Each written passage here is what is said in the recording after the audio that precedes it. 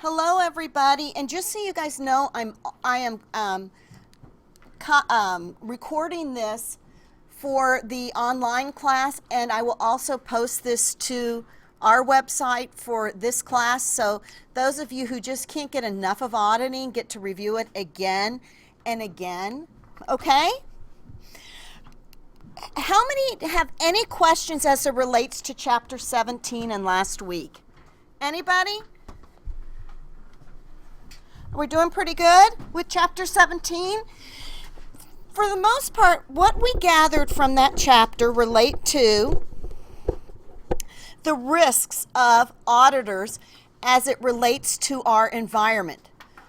Why is our environment so lawsuit happy? Why is it? Bless you, Dan. Why do we have such a sue happy society right now?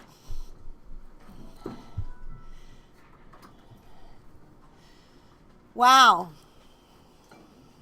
So maybe should I say we don't have a sue happy society? We do. Todd says we do. Why, Todd? Why do we have a sue happy society as it relates to accounting? The nature of things that everybody wants everything to be their way and perfect, and if it's not, they think they should be able to sue you because of it. Exactly. So they want it to be perfect, and if it's not, boom, they're going to sue you because somehow if perfection is the rule. But we know, and as we went through chapter 17, that the purpose of an audit is to issue an unqualified opinion that basically says the financial statements are free from material misstatement. Does that mean they're perfect? No, it doesn't. But in this society, there's been so many clients and third parties that expect perfection, as Todd said, and expect everything to be such as like an insurance policy, that an audit, an unqualified opinion is like an insurance policy. It should be perfect. And we know that's not the purpose of an audit. It's, excuse me. Oh, I love to sneeze. It's to be free from material misstatements. Now, something else we talked about, material misstatements, are those just errors? Or is that fraud? We don't distinguish a material misstatement between an error or a fraud. Both need to be found if they're material, right? Now, the negative with it being fraud is it becomes much more pervasive in worrying about where else could there be fraud. So where fraud becomes an issue in is just the trust of what else is going on. So we pretty covered chapter 17. We went over some problems in class on Thursday. For those of you who weren't in class on Thursday, I will have a lecture to go over a couple more of the problems just to help you. But the purpose of these questions are to really help you learn the material. I'm having you guys work on a lot of just the review questions. Was that help? Is it helpful for you guys to go through some of these problems? Yep. Okay, so we're going to start today reviewing chapter 4. Audit risk, business risk, and then planning for the audit. So, risk. Risk is just in life in general, isn't it? I mean, we can deal with risk in taking a class. We deal with risk in even relationships, don't we? Don't we go into anything in life hoping things are going to be the best they can be, but with everything there's just a level of unknown. With children, with classes, everything in life has a risk and also has a reward. Especially with auditing, there's various risks we're going to talk about today as it relates to an audit. There are several types of risks, and the key here I want you to learn and be aware of for the quiz is you're going to need to be able to link a particular type of risk with an action. So I'm going to want you to understand the various types of risks and truly what they mean, because you can be questioned on. Business risk is this. You know, an audit risk could be potentially this. So be aware of that. Okay? So risk. In a nutshell, can anyone say what risk is? What is it? What is risk, Arb? A gamble. It's the ability something doesn't go right, right? Who else wants to come up with, it could be failure, right? It could be getting veered off. But basically, there are risks that are going to be part of auditing a company. Business risk. Business risk is the risk that affects the operations and potential outcomes of organizational activities. So let's just think about this as it relates to the banks back in 2008.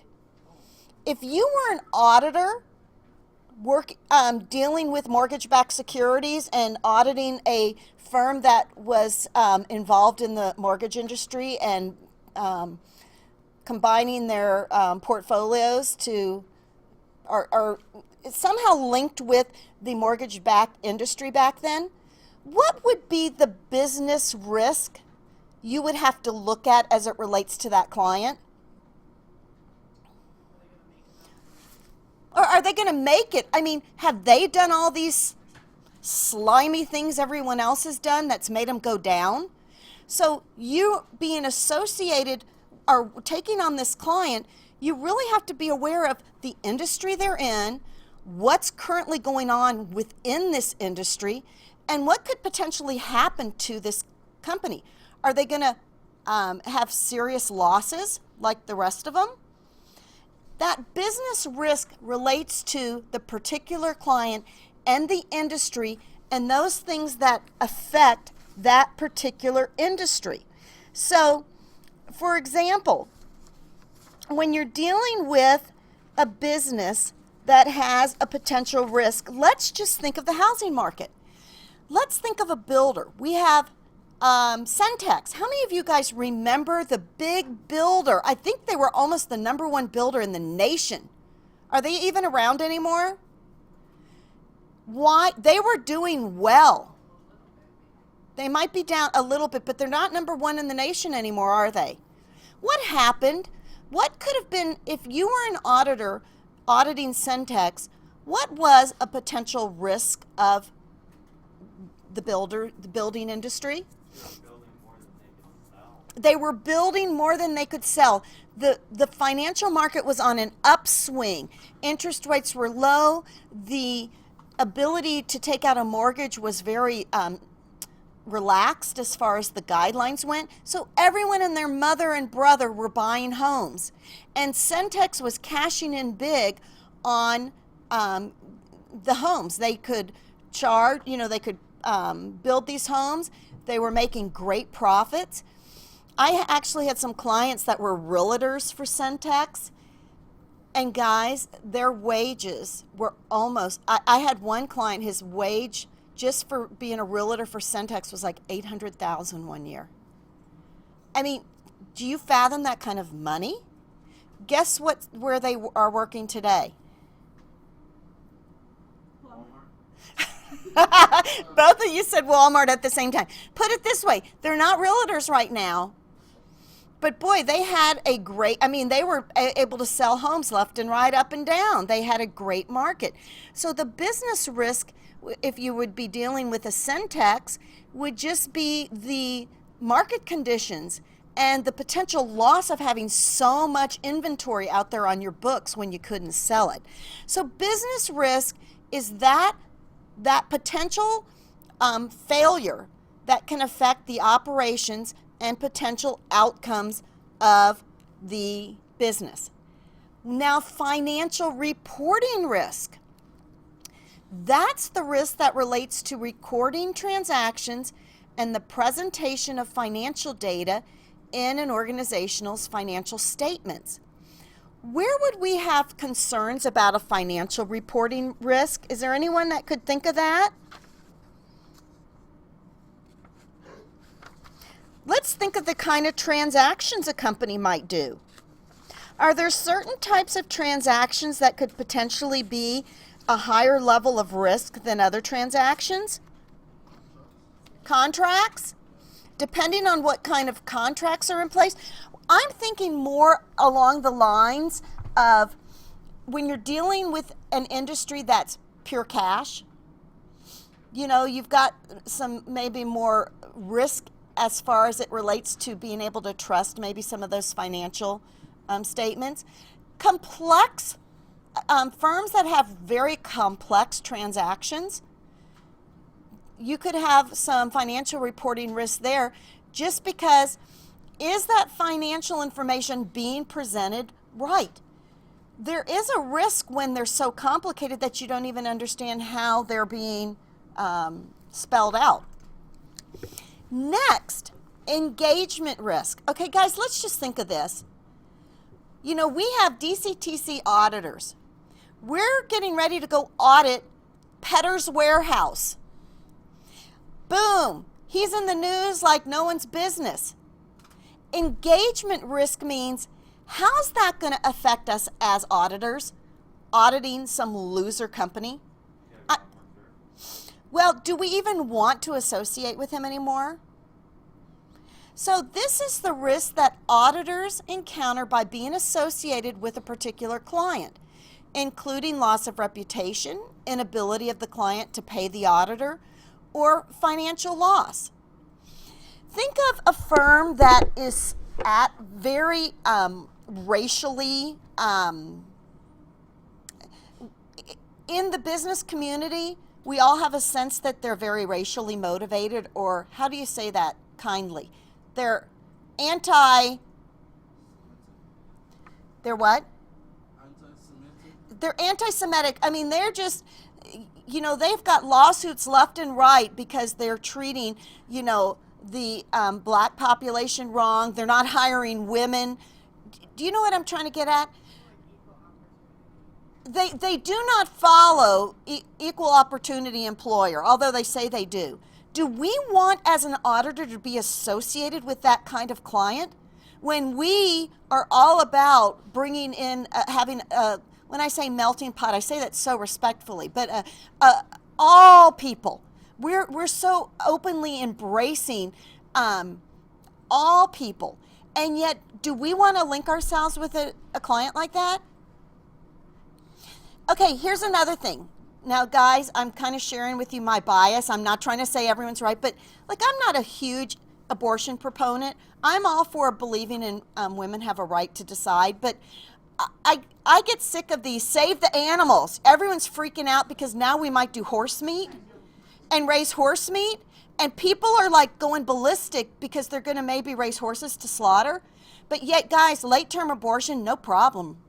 You know, so let's just say I've got certain convictions and I generally have a client staff that's maybe conservative. I might choose not to want to audit a client that might be really against, I mean, although we can't really talk about all this, you know, but I might choose not to want to audit a client that I'm really not against with a lot of their beliefs. Do you guys get what I'm saying? That is engagement risk. Any questions on that? Do you think I'm terrible for telling you that? Do you guys ever have biases?